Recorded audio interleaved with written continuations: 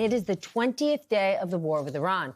Top U.S. intelligence officials faced a second day of questions from congressional lawmakers, largely focused on the conflict. The director of national intelligence, Tulsi Gabbard, told House members that the intentions of the Iranian regime are less clear today than they were before the conflict began. Here's just some of what she had to say. The objectives that have been laid out by the president are different from the objectives that have been laid out by the Israeli government. Last year, you testified that Iran was not building a nuclear weapon. Do you stand by that statement? Yes or no? Context matters with that statement. Yes or no? Iran had all of the materials and capabilities to do so. Were they an imminent threat? Yesterday, you said that only the president, only person who can determine what is an imminent threat is the president of the United States. Do you stand by that statement? Yes, I do. Does the IC know where Iran's enriched uranium is? The IC has high confidence that we know where it is. Meanwhile, Defense Secretary Pete Hegseth said that the reportedly $200 billion budget could move because it, quote, takes money to kill bad guys. And this is the situation on the ground in the Middle East. Okay. Iran has intensified attacks on energy sites all around the Gulf in retaliation for Israeli strikes on a gas field shared by Iran and Qatar. But Israeli Prime Minister Benjamin Netanyahu has since said there would be no further attacks there after a personal request from Donald Trump. As we know, this war has sent energy prices around the world skyrocketing. The chaos pushed the stock market lower this afternoon. All three major indices closed down for a second day in a row. And for everybody out there keeping track, we are now just 228 days away from the midterms. It's time to get smarter. With the help of our lead-off panel, Luke Broadwater is back. Pulitzer Prize-winning White House correspondent for The New York Times. David Drucker joins us, senior writer at The Dispatch. And Nayyera Haq, former White House senior director and former State Department advisor. She is now the assistant dean for the Syracuse Maxwell School in D.C. All right, David, I turn to you first. Tulsi Gabbard has said at these hearings that only the president can decide what an imminent threat is, and CIA Director John Ratcliffe backed that up. Does it sound like they're trying to cover for Trump when it comes to why exactly we started this war? Because this was a 2 days when many, many people, in theory, didn't want to get political, but they do want to get answers.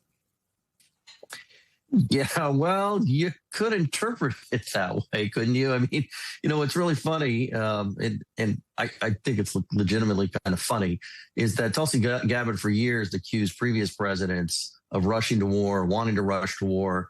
So apparently they weren't qualified to decide what was an imminent threat or not. But the current president, he gets to decide. Look, I don't know why they have to make this so difficult.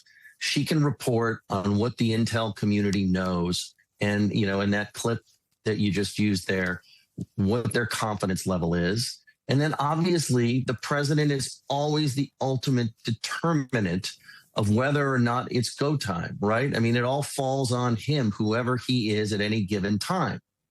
And yet they go around in circles, in part because they're performing for an audience of one in these hearings.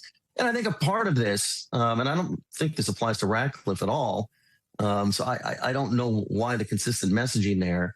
But look, Tulsi Gabbard doesn't believe we should have gone to war in Iran. She never believed we should have gone to war in Iran. She's never seen a threat of any kind in the Middle East that threatened national security. It's one of the reasons so many Republicans, most of them, were uncomfortable with her in this position, confirming her nonetheless.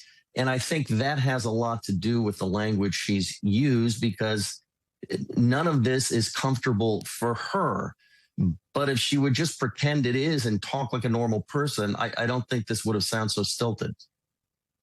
Okay, but then that takes me back to Congressman Gomez. Like, his reaction to that was basically, then why do you guys even have jobs? So that sort of lays out the question. How exactly is Trump making decisions about where this thing should go? Like, who is he listening to, right? When it comes to his mass deportation stuff, it's clear you've got Stephen Miller in the corner. Luke, so in this case, who is talking to Trump? Well, look, I think it's pretty clear that on matters of foreign policy like this, he listens to Secretary of State Marco Rubio. I think the Joint Chiefs of Staff Chairman General Kane he listens to. Trump is, ironically known to listen to a whole range of people. He seeks out people on the Hill, members of Congress, backbenchers all the time, wanting to know what they think. So I don't think the issue here is that he's not listening to anybody. And look, I'm sure that the intelligence community is sending him their recommendations and their assessments and their analyses, just like they would for any president, right? I don't think they know how to get themselves out of this box canyon, because there are certain people around the president, number one, that don't believe in what he's doing. And the president himself gives shifting explanations, many of which are just fine as far as it goes. If you believe that Iran is a threat after 50 years of diplomacy failed to neutralize them. But it's hard to sort of endorse a policy when the explanation keeps changing.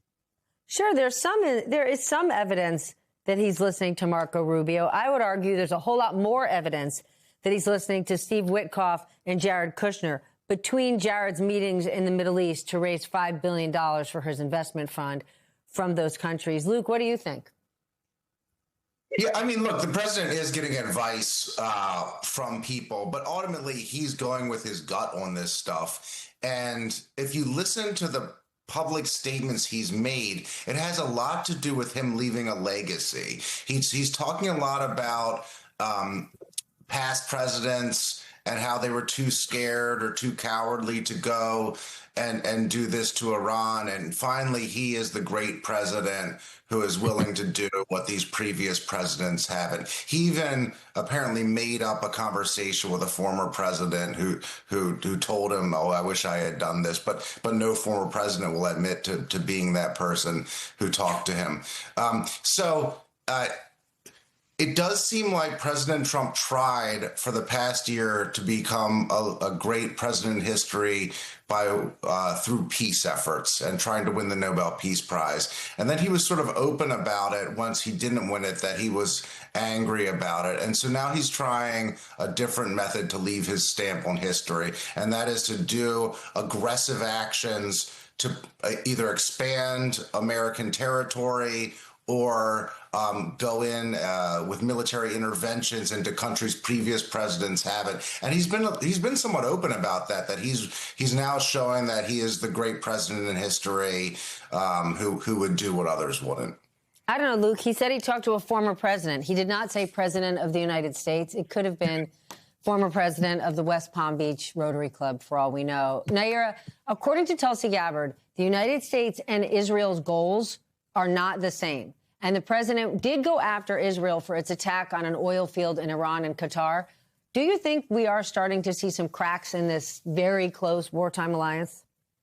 No, there's always been divergence between Israeli interests when it comes to attacking Iran and the United States. The United States has allies throughout the region that also have a stake in this. Just look at Saudi Arabia right now, where they have been consistently bombarded in response to Israel's reactions. And so that's part of why other presidents, when Israel encouraged the United States to start or go in on a military campaign, other presidents said, this is not worth it. Starting this war is not worth what it's going to do, not only to the global economy, but U.S. interests in the region. The interesting thing about who the president is listening to is I can tell you who he's not. He's clearly not listening to any ambassadors because we don't have any confirmed ambassadors in all of these key states right now. UAE, Saudi Arabia, Bahrain, right? All of our allies that are being bombed.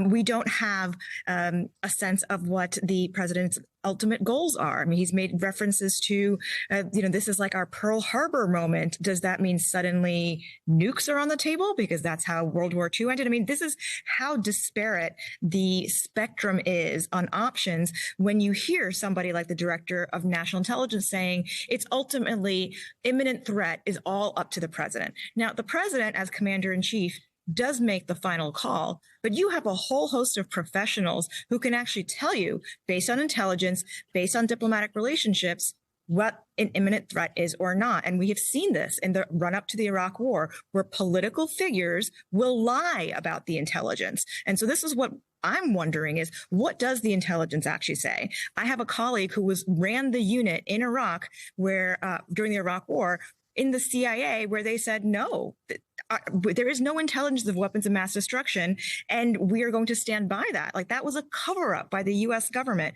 What is happening here right now when you hear divergence from Israel, no final answer on objectives in the war, and suddenly the president is the only one who can understand basic threats to foreign policy?